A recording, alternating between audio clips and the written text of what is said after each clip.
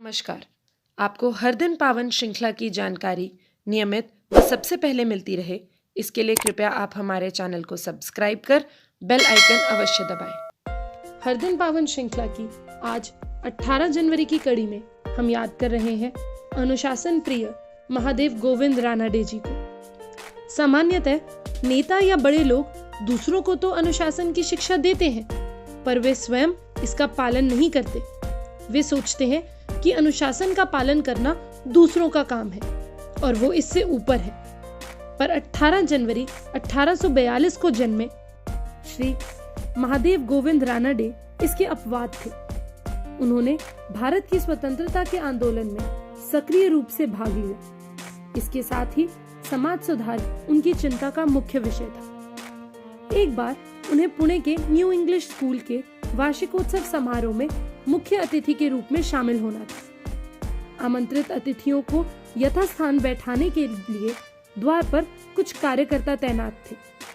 उन्हें निर्देश था कि बिना निमंत्रण पत्र के किसी को अंदर न आने दें। श्री रानाडे का नाम तो निमंत्रण पत्र पर छपा था, पर उनके पास उस समय वह निमंत्रण पत्र नहीं था।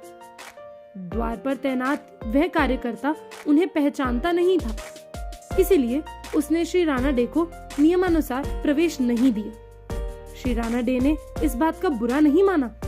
वे बोले, बेटे, मेरे पास तो निमंत्रण पत्र नहीं है। इतना कहकर वे सहज भाव से द्वार के पास ही खड़े हो गए। थोड़ी देर में कार्यक्रम के आयोजकों की दृष्टि उन पर पड़ी। वे दौड़कर आए और उस कार्यकर्ता को डांटने लगे। इस पर वह कार्यकर्ता आयोजकों से ही भिड़ गया। उसने कहा कि आप लोगों ने ही मुझे ये काम सौंपा है और आप ही नियम तोड़ रहे हैं। ऐसे में मैं अपना कर्तव्य कैसे पूरा करूंगा?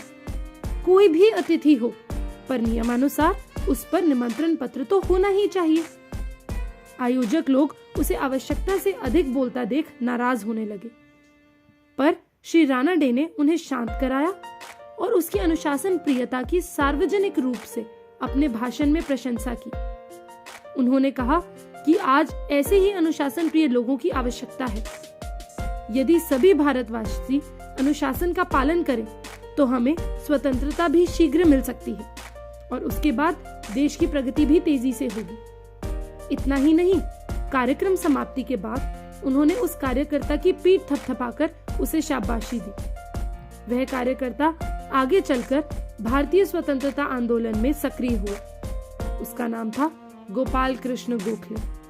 श्री रानाडे में अनुशासन, देश प्रेम व चरित्र के ऐसे सुसंस्कार उनके परिवार से ही आए थे। उनका परिवार परंपरावादी था, पर श्री रानाडे खुले विचारों के होने के कारण प्रार्थना समाज के संपर्क में आए और फिर उसके सक्रिय कार्यकर्ता बन गए। इस नाते उन्होंने हिंदू समाज और विशेषकर महाराष्ट्रीय परिवारों में व्याप्त कुरीतियों पर चोट की और समाज सुधार के प्रयास किए। उनका मत था कि स्वतंत्र होने के बाद देश का सामाजिक रूप से सबल होना भी उतना ही आवश्यक है जितना आर्थिक रूप से।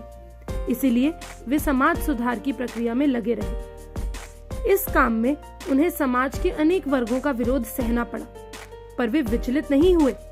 उनका मानना था कि सामाजिक रूढ़ियों को तोड़ने की पहल जो भी करेगा, उसे घर परिवार तथा समाज के स्थापित लोगों से संघर्ष मोल लेना ही होगा।